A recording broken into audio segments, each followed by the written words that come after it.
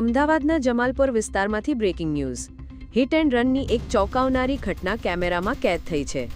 એક સગીર કાર ચાલકે સ્ટિયરિંગ પરથી કાબુ ગુમાવતા અનેક વાહનોને અડફેટે લીધા હતા, જેના કારણે રસ્તા પર અફરાતફરી મચી ગઈ હતી. પોલીસે તાત્કાલિક કાર્યવાહી કરતા યુવકની અટકાયત કરી છે.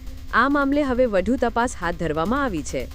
આ સમગ્ર ઘટનાના સીસીટીવી ફૂટેજ સામે આવ્યા છે.